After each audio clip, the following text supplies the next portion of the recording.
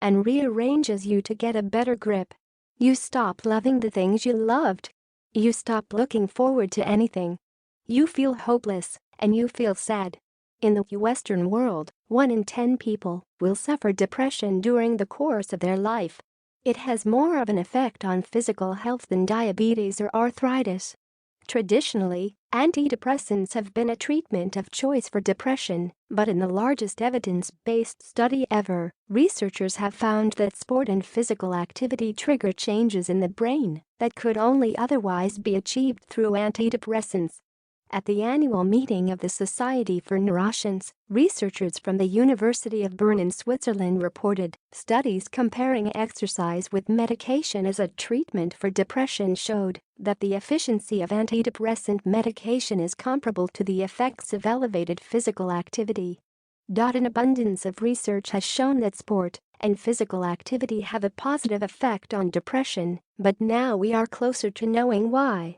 Exercise causes the same changes in the brain as antidepressants by influencing the brain's capacity to absorb serotonin, a chemical in the brain thought to be responsible for, among other things, mood regulation.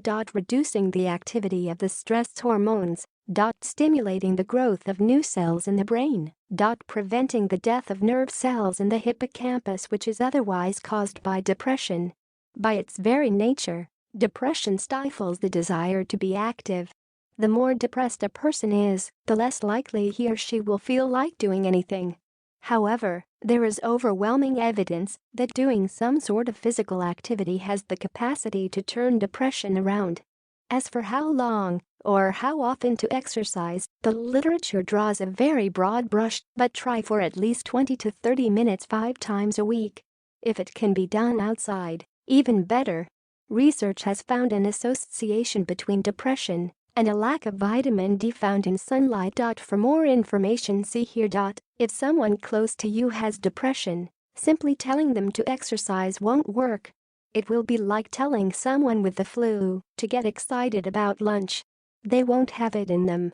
Instead, let them know you're going for a walk and you want them to come along too. Organize a catch-up a couple of times a week if you can, and do something active together. A 30-minute brisk walk will do. For more information on supporting someone with depression, see here.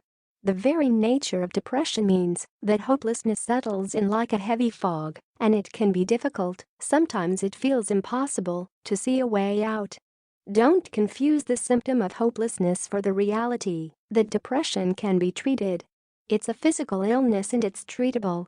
For more severe depression, antidepressants may also be important, but even when medication has been prescribed, incorporating exercise into a daily routine will make a difference. Advances in understanding depression are being made all the time. Don't be slow to seek help. It's an illness like any other, and sometimes it needs a push in the form of medication to move it along. The body and the mind don't have to agree. They often won't. If you're depressed, the last thing you will probably feel like doing is exercising, but pushing through the resistance.